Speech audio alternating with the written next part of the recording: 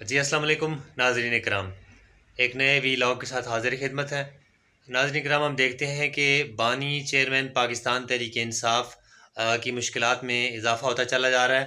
اور راولپنڈی کی ایک عدالت نے آج انہیں ایک تیسرے کیس میں سزا سنا دی ہے۔ جی ہاں، پہلے سائفر کیس میں انہیں سزا سنائی گئی، اس کے بعد توشہ خانہ کیس، اور اب ہم دیکھ رہے ہیں کہ عدت کیس کے اندر بانی چیئرمین پاکستان تحریک انصاف کو اور ان کی اہلیہ کو سزا سنا دی گئی ہے۔ یہ کیس کیا ہے، اس کی ہم تھوڑی سی ڈیٹیل پر بات کریں گے۔ عدت کیس میں بانی چیئرمین پاکستان تحریک انصاف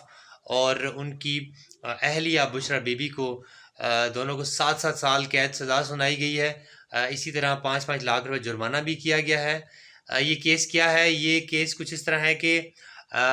درخواست گزار خاور مانی کا جن کی اہلیہ سے عمران خان نے شادی کی، اور مبینہ طور پر یہ کہا جا رہا ہے اور درخواست کے اندر انہوں نے یہ ظاہر کیا کہ بشرا بی بی نے عدت کے ایام میں، یعنی طلاق لینے کے بعد جو ایام جو ہے شادی اس کے دوران غیر شرعی ہوتی ہے، ان ایام کے دوران بشرا بی بی نے شادی کی اور عمران خان نے شادی کی، اور پی پی سی سیکشن 496 کے مطابق یہ جو نکاح ہے یہ غیر شرعی اور غیر قانونی کنسیڈر ہوتا ہے۔ اسی کیس کی پاداش میں راولپنڈی کی ایک عدالت نے آج اڈیالہ جیل میں جس کے جج قدرت اللہ تھے، انہوں نے ایک فیصلہ سنایا، اور عمران خان کا جو نکاح ہے اسے غیر شرعی اور غیر قانونی قرار دیا گیا۔ ناظرین کرام، ہم دیکھتے ہیں کہ پاکستان کا جو معاشرہ ہے، پاکستان کی جو اقدار ہیں، پاکستان جو کہ اسلامی جمہوریہ ہے، پاکستان کے قوانین اور دیگر جو اقدار ہیں وہ یہ الاؤ نہیں کرتی کہ پاکستان کے قوانین کے خلاف ورزی کی جائے، اور پھر ایک ایسا شخص کہ جو پاکستان کے وزیر اعظم کے عہدے پر ہو، وہ پورے معاشرے کے لیے ایک رول ماڈل کی حیثیت رکھتا ہے۔ تو عمران خان کی جو یہ صورتحال ہے یہ کافی ناگفتہ بے ہوتی چلی جا رہی ہے، اور ہم دیکھ رہے ہیں کہ ایک سے بعد ایک کیس کے اندر انہیں سزا سنائی جا رہی ہے۔ توشہ خانہ کیس کے اندر بھی بعض ایسی غیر اخلاقی چیزیں ہمارے سامنے آئیں کہ جو عام حالات میں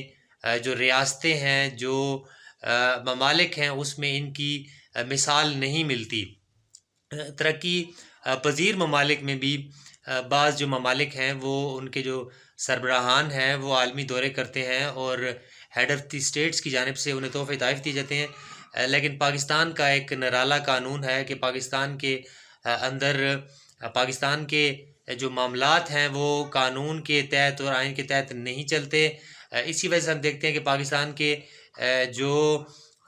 وسائل ہیں، جو پاکستان کے نیشنل ایکسچیکر ہو یا توشہ خانہ ہو، اس کا بے دردی سے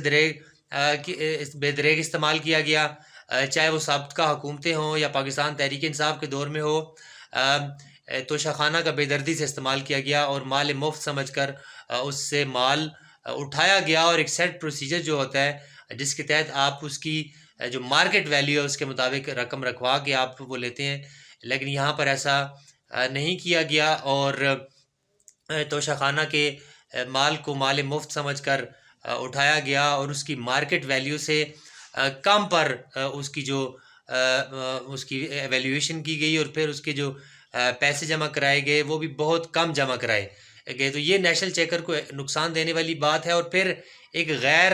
اخلاقی بات ہے، چونکہ ہم دیکھتے ہیں کہ ایک تحفہ جو کسی دوسرے ہیڈ آف دی اسٹیٹ کی جانب سے دیا جاتا ہے، ضرورت اس امر کی ہے کہ وہ تحفہ ایوان صدر کے اندر ہو، وہ ایوان وزیر اعظم کے اندر ہو، تاکہ آئندہ جب وہ کسی بھی ملک کا ہیڈ آف اسٹیٹ آئے تو اسے مثال کے طور پر وہ چیز سامنے نظر آئے، وہ ایک یادگار کے طور پر سامنے نظر آئے۔ لیکن یہاں پر چاہے وہ لیموزین گاڑیاں ہوں، چاہے وہ گھڑیاں ہوں، چاہے وہ دیگر تحائف ہوں، انہیں بے دردی سے بیچا گیا، اور پاکستان کا نام جو ہے پوری دنیا میں اس نام کو گوایا گیا۔ اور آج ایک اور کیس میں بالکل غیر شرعی جو ایک صورتحال پیدا ہوئی تھی، اس میں ہم دیکھتے ہیں کہ بانی چیئرمین پاکستان تحریک انصاف جو ہیں انہیں یہ سزا سنائی گئی ہے، اور اب ہم دیکھ رہے ہیں کہ بانی چیئرمین پاکستان تحریک انصاف جنہیں اس تیسرے کیس میں سزا سنائی گئی، ان کی مشکلات میں مزید اضافہ ہو چکا ہے